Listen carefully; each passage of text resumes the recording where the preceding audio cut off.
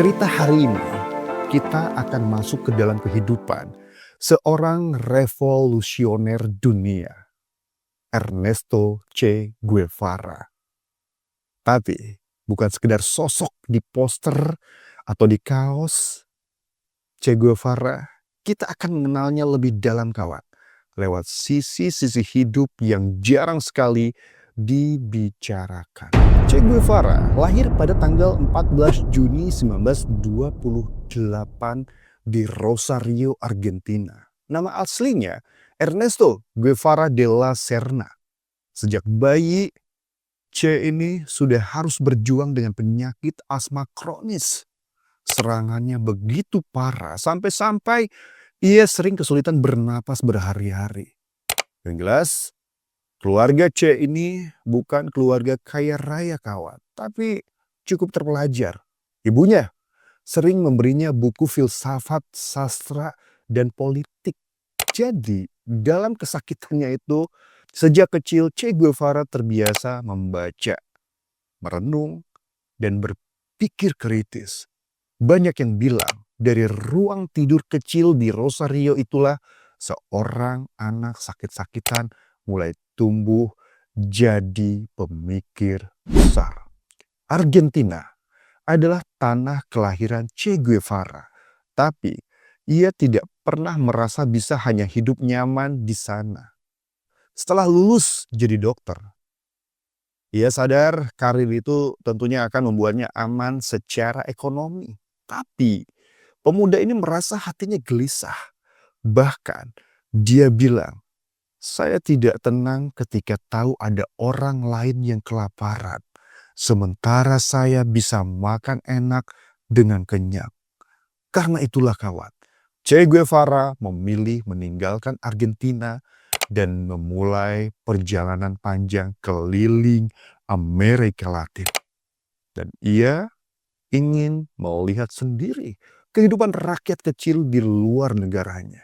Satu hal tentunya yang jarang diketahui ketika keluarganya menawarinya pekerjaan mapan di Buenos Aires, Argentina.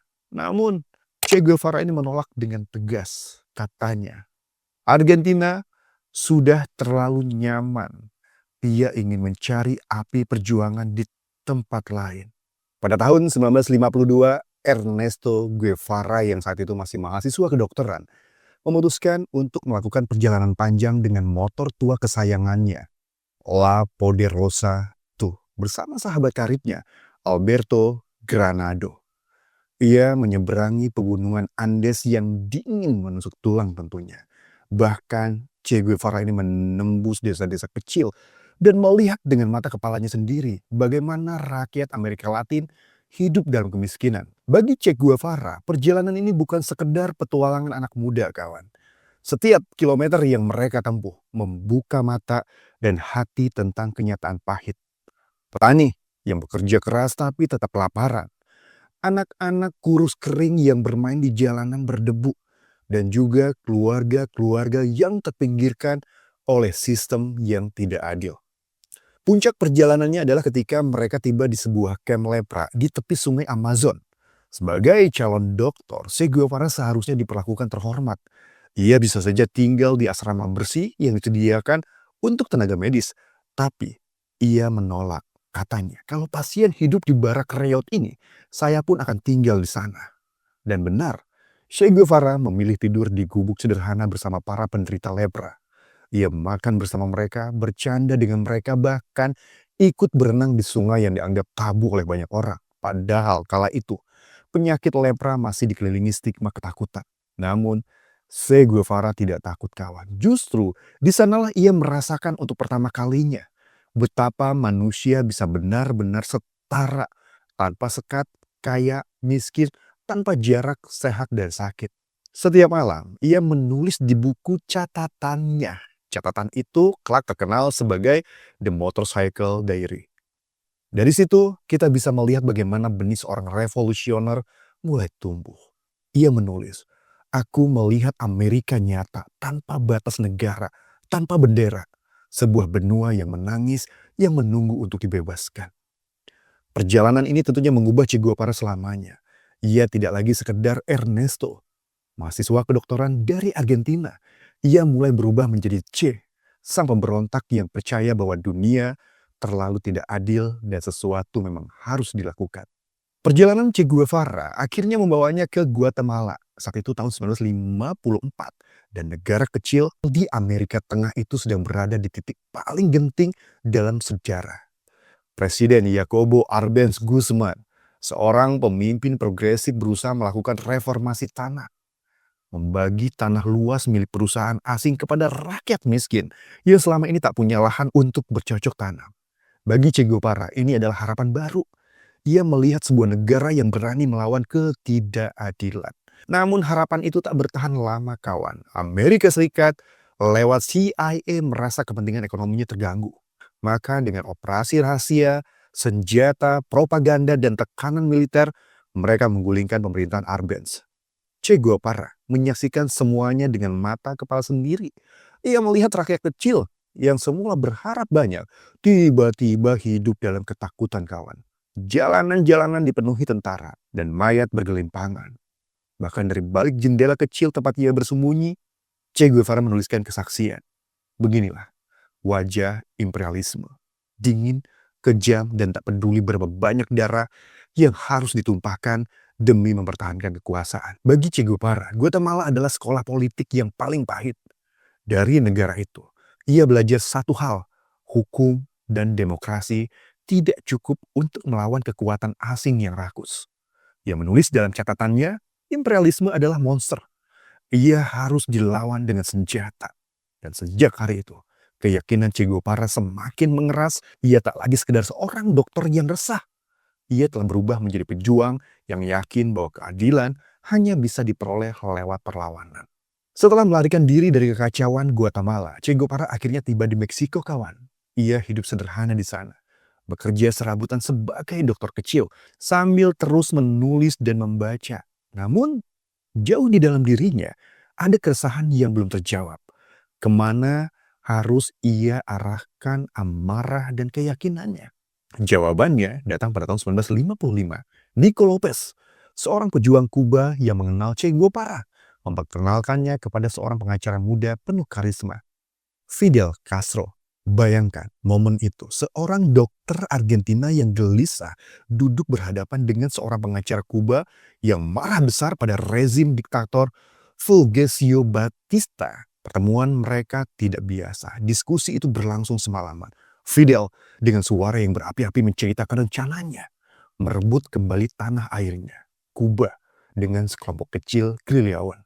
Ia bicara tentang kehancuran moral di bawah Batista, tentang rakyat miskin yang tertindas, tentang negeri yang dikuasai mafia, tentara, dan kepentingan asing. Di situ Che Guevara mendengarkan dengan penuh perhatian. Sesekali ia mengajukan pertanyaan tajam, seolah sedang menguji gagasan Fidel Castro. Namun setiap jawaban Fidel justru menyalakan api dalam diri Che Guevara. Ketika matahari terbit, Che Guevara sudah menemukan apa yang ia cari selama ini. Tanpa ragu, ia menatap Fidel Castro dan berkata, "Saya ikut." Bagi Che Guevara, perjuangan melawan penindasan tidak mengenal batas negara. Ia mungkin lahir di Rosario, Argentina, tapi sejak saat itu, ia merasa dirinya adalah warga dunia, dimanapun ada ketidakadilan. Di sanalah tempatnya untuk bertarung. Sejak pertemuan itu, takdir keduanya bersatu. Fidel menjadi pemimpin politik, Che Guevara menjadi otak ideologi sekaligus tangan besi revolusi. Dan dari sebuah kamar kecil di Meksiko, dua pria muda ini mulai merencanakan salah satu revolusi paling terkenal di abad ke-20. Pada akhir tahun 1956, Che Guevara bersama Fidel Castro dan 81 pejuang lainnya menyeberangi Laut Karibia dengan kapal tua bernama Granma. Perjalanan itu bukan sekedar pelayaran, kawan, melainkan taruhan hidup dan mati. Mereka ini ingin menyalakan api revolusi di tanah Kuba yang dikuasai oleh rezim diktator Fulgencio Batista. Namun begitu tiba di Kuba, mereka langsung disergap pasukan pemerintah. Hujan peluru menyambut mereka. Dari 82 orang yang berangkat, sebagian besar gugur atau tertangkap. Hanya sekitar 20-an orang yang berhasil lolos. Dengan persenjataan minim, nyawa di ujung tanduk, mereka terpaksa masuk lebih dalam ke hutan di Sierra Maestra kalau nggak salah. Dan disitulah, di tengah rimba yang basah dan keras, revolusi Kuba benar-benar lahir. Che Guevara awalnya hanyalah seorang dokter pasukan. Tugasnya merawat luka dan penyakit para gerilyawan. Tapi medan perang mengubah segalanya kawan. Dalam setiap pertempuran, ia menunjukkan keberanian luar biasa. Ia bukan hanya menyembuhkan, tapi juga bertarung di garis terdepan. Pasukan lain mulai melihat sosok Che Guevara bukan sekedar seorang dokter, melainkan seorang pemimpin. Perlahan ia diangkat menjadi komandan. Tapi cara Che Guevara memimpin berbeda kawan. Ia bukan hanya mengatur strategi perang, ia juga membangun jiwa tentaranya. Di sela baku tembak, Che Guevara mendirikan sekolah kecil di hutan. Ia mengajari pasukannya membaca dan menulis. Agar mereka ini bukan sekedar tentara, tapi juga manusia yang sadar akan perjuangan. Ia membawa buku filsafat, sastra, dan puisi dalam ranselnya. Kadang ya, setelah hari panjang penuh peluru dan keringat, Che Guevara ini duduk di bawah cahaya obor, membacakan bait-bait puisi untuk anak buahnya. Bayangkan, di tengah bau mesiu dan suara jangkrik malam, suara Che Guevara melantunkan kata-kata Pablo Neruda atau ayat filsafat dari Karl Marx. Bagi banyak orang, itulah sisi unik Che Guevara, seorang gerilyawan yang keras di medan perang, namun lembut ketika berbicara tentang ilmu dan keindahan. Dan akhirnya, pada tanggal 1 Januari 1959, sejarah berbalik. Batista melarikan diri, meninggalkan Kuba. Fidel Castro, Che Guevara, dan para pejuang, mereka masuk Havana sebagai pemenang. Sorak-sorak rakyat Kuba pun menggema di jalanan. Bendera revolusi dikibarkan kawan dari hutan Sierra Maestra. Sebuah revolusi kecil telah tumbuh menjadi badai yang mengguncang dunia. Dan Kuba berubah selamanya. Setelah itu Che Guevara kemudian menjadi menteri industri, tapi berbeda dari kebanyakan pejabat lain kawan. Ia hidup sederhana, tidak mau fasilitas mewah, tidak mau rumah besar, bahkan sering turun langsung ke pabrik. Bekerja bersama buruh tanpa memberikan tahu siapa dirinya. Dan ada cerita unik nih. Ketika pekerja lain baru sadar bahwa pria berkeringat yang angkatkan gua itu adalah Komandante Che Guevara. Mereka terkejut, tapi Che Guevara ini hanya tersenyum dan berkata, revolusi adalah kerja, bukan jabatan. Nah kawan, di tengah sorotan dunia itu, Che Guevara melakukan lawatan panjang ke Asia, Afrika, dan Timur Tengah. Dia tidak hanya menjadi simbol revolusi Kuba kawan, tapi juga utusan untuk menjalin solidaritas dengan negara-negara yang baru merdeka. Salah satu tujuannya adalah Indonesia, sebuah negeri yang kala itu berdiri tegak di bawah kepemimpinan Presiden Soekarno. Che Guevara tiba di Jakarta dan langsung bertemu dengan Bung Karno di Istana Merdeka Jakarta. Pertemuan itu berlangsung hangat.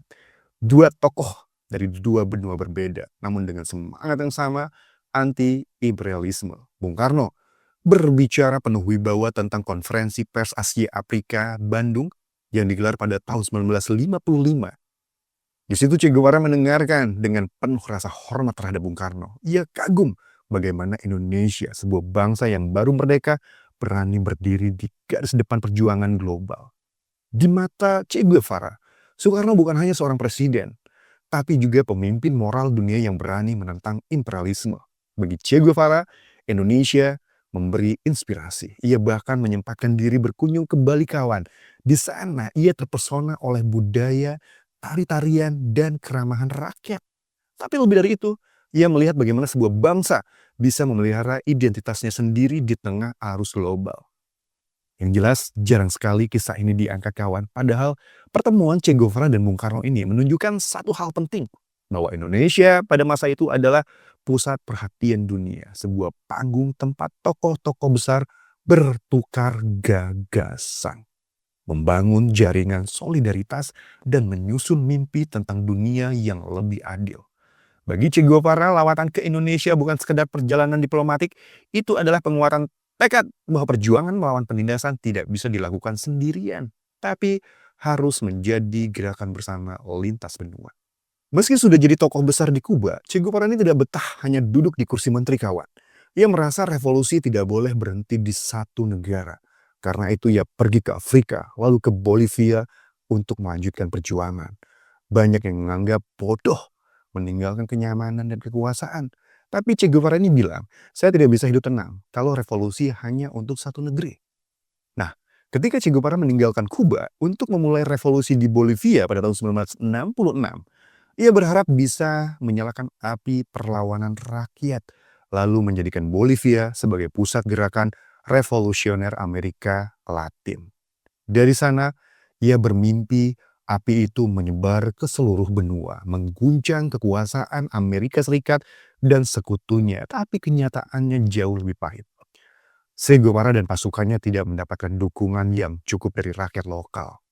Banyak petani Bolivia justru takut karena pemerintah menyebarkan propaganda bahwa Che Guevara adalah orang asing yang datang untuk membawa kekacauan. Di sisi lain, pemerintah Bolivia panik. Mereka tahu siapa Che Guevara, simbol revolusi dunia. Jika ia berhasil, Kuba kedua bisa lahir di jantung Amerika Selatan. Maka Presiden Rene Barrientos meminta bantuan Amerika Serikat. Di situ CIA langsung turun tangan. Mereka mengirim penasehat militer, senjata hingga tim khusus Green Berets untuk melatih tentara Bolivia. Operasi itu diberi nama Operasi Nancha Huazu. Tujuannya jelas, memburu Che Guevara sampai habis. Selama berbulan-bulan pasukan Che Guevara terus terdesak. Penyakit asma, kekurangan logistik, dan pengepungan militer membuat mereka semakin lemah kawan. Hingga akhirnya pada bulan Oktober 1967, pasukan Bolivia berhasil mengepung Che Guevara dan kelompok kecilnya di Quebrada del Euro. Che Guevara ditangkap hidup-hidup.